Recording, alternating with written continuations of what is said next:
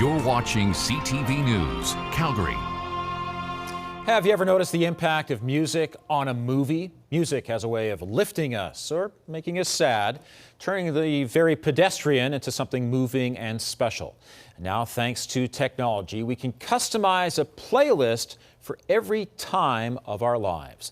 That is the subject of Wellness Wellplayed, the power of a playlist, written by Calgary music therapist Jennifer Buchanan. And Jennifer joins us now from her home. Thanks very much for speaking with us. Thank you for having me.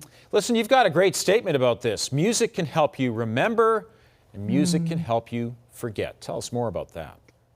Absolutely. You know, when we listen to music, especially the music that has meant something to us, it ignites so many areas in the brain, including our mood centers, our motivation centers, and our memory centers. And as we use music to remember, that's our opportunity to hear something and to all of a sudden envision it in absolute technicolor. And I'm sure that's happened to so many people as you think of the song from high school. And then at the same time, you know, there's times where we are going through a crisis, a really, really difficult time. And our brain will begin to whir and cycle over issues and worries.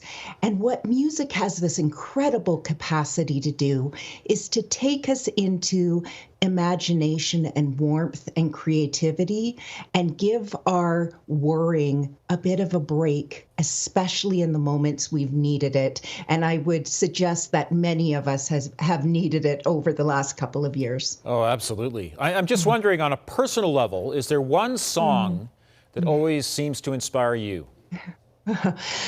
You know, it does change. It does fluctuate over this last little bit as we're moving into 2022. I'm trying to change my music a little. But over the last bit of 2021, I was really feeling drawn to Keb Mo, who has this song called Love Train, and that we're needing to bring a little bit more love in our life. And so that's definitely one of the songs that's carrying me through. Yeah. Of course, there's so many ways to consume music nowadays. There's streaming. You can listen through your Alexa, of course, through your phone. Right. Do you have a personal favorite? Well, it's interesting you're asking this. So I feel my role, I'm a certified music therapist, and what my job is to connect people to their music. So I stay really focused on that. So when we're talking about how to do that, I'm going to recommend that there's a variety of different ways to put a playlist together. And the whole reason for the book was to show all the different ways that we can put together a playlist, and we don't have to do them all, but there's going to be 1 or 2 or 16 that are going to really help us achieve some of those aspirations and goals that we may have.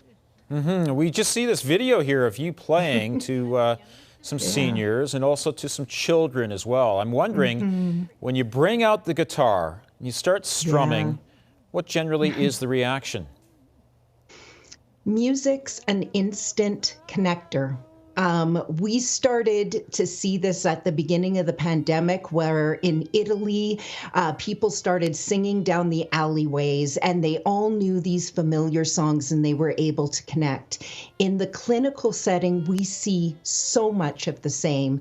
As soon as you incorporate a particular song, a certain instrument, a familiar melody, even if you have forgotten it for a period of time, if you have dementia, or if you've gone through some trauma and you have felt incredibly locked up, music gives you an opportunity to feel unstuck.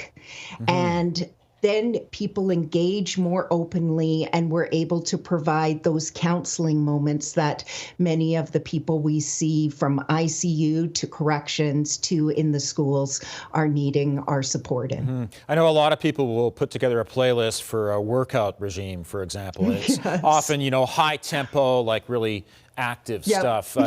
For a playlist for an emotional purpose, should it be varied? Should it be a mix of fast and slow songs?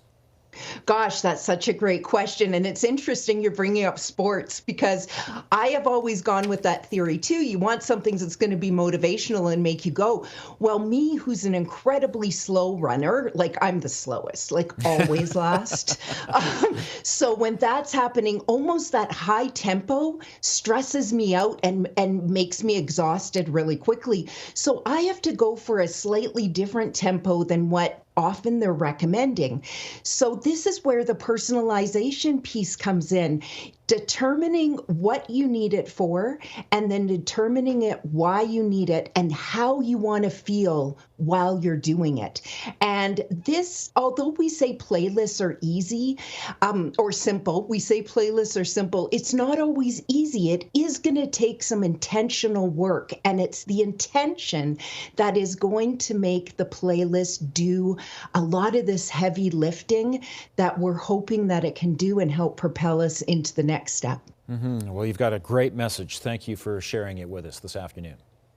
Thanks for having me. And once again, the book is called Wellness Wellplayed, The Power of a Playlist by Jennifer Buchanan. You can get it in stores where books are sold or online. You can also connect with Jennifer on Facebook, Twitter, Instagram, and YouTube.